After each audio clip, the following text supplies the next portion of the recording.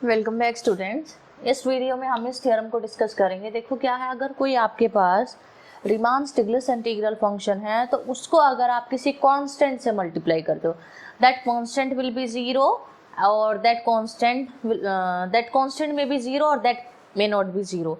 In both cases when you multiply any Riemann Stiglitz integral function with a constant c तो वो भी Riemann Stiglitz integral होगा, ठीक है। On a b for each constant c कुछ भी हो सकता है, it is real number, it is any real number, okay.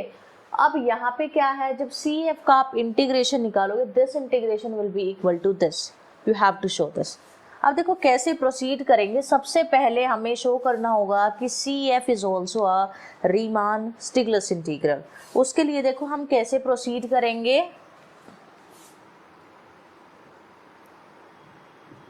ठीक है, let f belongs to R alpha. It is given to you on A B. All right.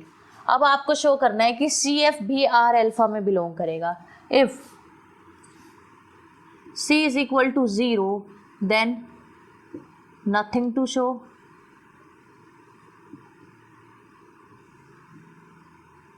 कुछ भी नहीं है शो करने के लिए, क्योंकि 0 is equal to 0, always equal आएगा। अब ये फंक्शन इसमें जा रहा है तो इसको 0 से मल्टीप्लाई करोगे, वो 0 फंक्शन तो जाता ही है उसमें, रीमान स्टिग्लिस इंटीग्रल होता ही है वो, तो कोई कुछ भी शो करने की नीड नहीं है। Now second case is when c is not equal to 0, then let p be any partition of AB such that P is equals to क्या है, A is equals to x nor x1 up to so on xn is equals to B. This is your partition P which you have. इसके बाद देखो हम क्या करेंगे, हम upper sum and lower sum assume करेंगे फंक्शन f के, and upper sum and lower sum assume करेंगे फंक्शन सी एफ के, ठीक है। Let mi and capital Mi be bounds of function f on xi minus 1 comma xi, ठीक है। and let small mi dash and capital Mi dash be bounds of function cf on किस पे, x i minus 1 comma x i पे। All right. तो अब देखो आपका जो capital small m i dash होगा वो किसके इक्वल होगा, अगर आपका सी कांस्टेंट जो है ग्रेटर देन 0 है तो ये एम आई डैश इक्वल होगा सी टाइम्स एम आई के। अभी बताऊंगी ऐसा क्यों। अगर सी लेस देन 0 है तो ये कांस्टेंट आपका इक्वल होगा सी कैपिटल एम आई के। देखो इस चीज को समझना बेहद जरूरी है, पूरा का पूरा प्रूफ इसी चीज के ऊपर है। एक बार मैं कैपिटल एम आई डैश की वैल्यू लिख दूं, फिर आई विल एक्सप्लेन बोथ। क्या आएगा, c capital M i if c greater than 0, c small m i if c less than 0। सबसे पहले तो देखो इस एम आई में लोअर बाउंड में और इस स्मॉल एम आई वाले फंक्शन में डिफरेंस क्या है। ये फंक्शन इसी में किसी कांस्टेंट को मल्टीप्लाई करने के बाद जो फंक्शन मिला उसका लोअर बाउंड है ये, ठीक है। अब लोअर बाउंड फॉर एग्जांपल देखो, आपके पास कोई फंक्शन है, मान लो आइडेंटिटी फंक्शन है, बहुत ध्यान से समझना इस चीज को। आपके पास कोई आइडेंटिटी फंक्शन है और आपकी जो इंटरवल है वो है 2 से 3, ठीक है। तो यहाँ पे स्मॉल एम आई क्या हो गया आपका, स्मॉल एम आई हुआ आपका 2, कैपिटल एम आई हुआ आपका 3, हो गया ये। डोंट से एम आई। इसका एक काम करते हैं, एक सब इंटरवल लेते हैं। मैंने इंटरवल लिया 1 से 3, ठीक है। और सब इंटरवल हम कौन सा वाला उठा रहे हैं, 2,3 वाला, 2,3 वाला, ये वाला सब इंटरवल हम उठा रहे हैं। एक पर्टिकुलर वैल्यू के लिए बता रही हूँ अभी मैं। अब इसी को एक कांस्टेंट से मल्टीप्लाई करो, इसी फंक्शन को एक कांस्टेंट से मल्टीप्लाई करो, से I am multiplying this by 3, ठीक है। अब इसको 3f(x) को क्या आएगा 3 टाइम्स ऑफ x। अब इसके लिए अपर बाउंड क्या बनेगा, इस फंक्शन के लिए अपर बाउंड क्या बनेगा फॉर दिस 2,3 इंटरवल, 2,3 इंटरवल के लिए इस फंक्शन के लिए अपर बाउंड कौन बनेगा, स्मॉल m बनेगा 6 एंड कैपिटल M बनेगा इसका 9। तो समझ आया कि न्यू mi डैश किसके इक्वल है। अगर आप इसी के देखो c times of mi, c times of mi 6, ठीक है। अब इसका ये c times of capital mi, c कितना था 3 था, कैपिटल mi 3 था, तो 3 3 जा 9। तो इस फंक्शन का मैं ऐसे निकाल पा रही हूँ, आप कर पा रहे हो आइडेंटिफाई। अब देखो यहाँ पे मैंने कहीं कैपिटल mi लिखा, कहीं स्मॉल mi लिखा, जबकि हम बात स्मॉल mi डैश की कर रहे हैं, तो कैपिटल mi कैसे आ रहा है। अब ये चीज़ तो हो गई। इसके बाद आप मुझे एक चीज़ बताओ, अगर आपके पास ये इंटरवल है 2 से लेके 10, ठीक है। अब इस इंटरवल को मैं नेगेटिव से मल्टीप्लाई कर दूं तो आपका इंटरवल क्या बनेगा -10 से -2, ये आपका इंटरवल बनेगा। यानी कि जैसे ही आपने -1 से मल्टीप्लाई किया, आपका अपर बाउंड लोअर बाउंड बन गया और आपका लोअर बाउंड अपर बाउंड बन गया। बहुत ध्यान से सुनना। अब यहाँ पे क्या था स्मॉल mi, ये अपर लोअर बाउंड था। जैसे ही जिस कांस्टेंट से मैंने मल्टीप्लाई किया वो ग्रेटर देन 0 था, तो यहाँ पे भी लोअर बाउंड आया। जैसे ही वो लेस देन 0 हुआ, जैसे यहाँ अपर बाउंड लोअर बाउंड बन गया, वैसे यहाँ लोअर बाउंड की वैल्यू क्या आई कैपिटल mi। वहां से कंक्लूड करो negative, c less than 0 means negative. When you multiply by this negative constant, तो आपका जो अपर बाउंड होगा वो लोअर बाउंड बन जाएगा। इस वजह से यहाँ स्मॉल mi ना आके कैपिटल mi आए। सेम चीज यहाँ पे हुई है। इन दोनों में अपर बाउंड कौन था 10 एंड 2 था। जैसे ही मैंने नेगेटिव कांस्टेंट से मल्टीप्लाई किया, ये 10 क्या बन गया माइनस का 10 विच इज लोअर बाउंड। तो यहाँ पे सेम चीज क्या हुई कि जब आपने नेगेटिव कांस्टेंट से इसको मल्टीप्लाई किया, ये अपर बाउंड लोअर बाउंड में कन्वर्ट हो गया। Done, all right.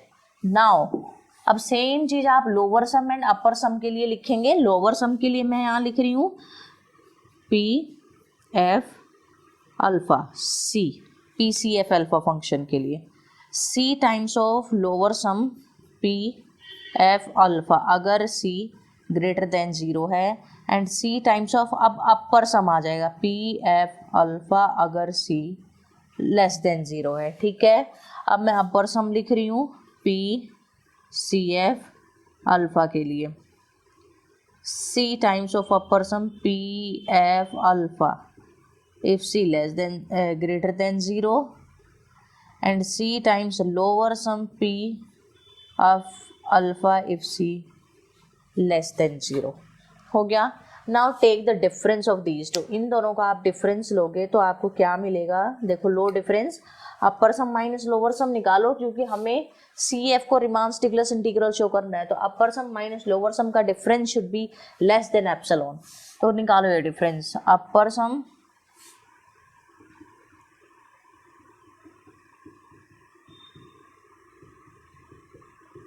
क्या आएगा ये डिफरेंस, ये डिफरेंस आपका आएगा upper sum minus lower sum c upper sum p f alpha minus lower sum p f alpha c greater than 0 पे। यहाँ पे आएगा अपर सम, देखो यहाँ पे आएगा आपका नेगेटिव सी। क्यों आएगा नेगेटिव सी, मुझे चाहिए अपर सम माइनस लोअर सम वाली चीज़। तो यहाँ से जब मैं ये वाली चीज़ लूँगी तो यहाँ पे आएगा सी लोअर सम माइनस सी अपर सम। तो मैं माइनस सी कांस्टेंट निकाल रही हूँ बाहर कॉमन, तो अपर सम माइनस लोअर सम। डन। तो ये वाली चीज़ किसके इक्वल है, ये वाली चीज़ आपकी इक्वल है upper sum p c f alpha minus lower sum c f comma alpha. क्या है ये चीज़, ये वाली चीज़ इक्वल है किसके, modulus of c upper sum p f alpha minus lower sum p f alpha के, ठीक है। ये चीज़ आपका किससे छोटा होता है, एप्सिलॉन से छोटा होता है। Since f belongs to Riemann-Stiglitz integral, this imply upper sum p f alpha minus lower sum p f alpha will be less than epsilon. Use there, epsilon से छोटा है, and in place of this you can take your epsilon as epsilon by c also, because यहाँ से मुझे इस mod c को हटाना है, तो I will divide this epsilon by this modulo c. तो upper sum minus it is CF, okay, PCF alpha is less than mod C into epsilon by mod C which is epsilon. तो यहाँ से ये चीज़ क्या आ गई कि अपर सम PCF alpha minus lower sum PCF alpha is less than epsilon. Done this portion completely. Now second, यहाँ से आपको क्या पता लगा, this implies c f is belonging in R alpha. Alright, now for the second part में आपको show करना है कि इसका इंटीग्रेशन इसके इक्वल होगा. I am erasing this portion. तो c f is belonging in this R alpha. अगर ऐसा है तो from here what can you write, a to b f d c f. Alpha का इंटीग्रेशन किसके इक्वल होगा, ए टू बी, बी का पार है ना, सी एफ डी अल्फा.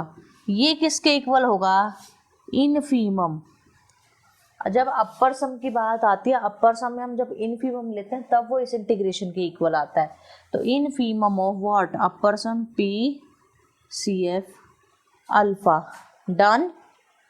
तो रखो अब value, infimum of upper sum p c f alpha की वैल्यू रखो c, upper sum p f alpha when c is greater than 0, c lower sum p c f alpha when c is less than 0. अब यहाँ पे इस infimum को जब आप अंदर भेजोगे it will be c times infimum of what, upper sum p f alpha, and जब c ग्रेटर देन 0 है, ठीक है. अब जब c लेस देन 0 है तो आप इस इनफीमम को नेगेटिव से मल्टीप्लाई कर रहे हो. Negative of infimum will be supremum and negative of supremum will be infimum, ठीक है. तो negative of this infimum will be supremum. अब इसकी वैल्यू क्या है, सुप्रीमम वाले की, सुप्रीमम वैल्यू की वैल्यू आएगी सी टाइम्स इनफीमम, यानी कि a f d alpha c greater than 0, c f d alpha c less than 0. अब आपका जो कंप्लीट ये फंक्शन जो है वो कैसा फंक्शन है, रीमान-स्टिगलस इंटीग्रल फंक्शन है आपका फंक्शन f. तो रीमान-स्टिगलस इंटीग्रल फंक्शन होने की वजह से आप क्या लिख सकते हो, ये दोनों ही किसके इक्वल आएंगे, c times of a to b f d alpha जब c ग्रेटर देन 0 है, and c times of a to b f d alpha when c less than 0 है. तो from here what can I say, from here I can say कि ये जो integration है, यहाँ से जो इंटीग्रेशन शुरू हुआ वो इसके इक्वल है कि a to b f c f d alpha is equal to c times a to b f d alpha. Alright, तो ये था आपका ये थ्योरम, बहुत ही इम्पोर्टेंट थ्योरम था, बहुत ही इम्पोर्टेंट थ्योरम थी. ओके, अगर आपको वीडियो अच्छी लगी है प्लीज़ इसको ज़्यादा से ज़्यादा शेयर करो, लाइक करो, एंड प्लीज़ चैनल को सब्सक्राइब करो.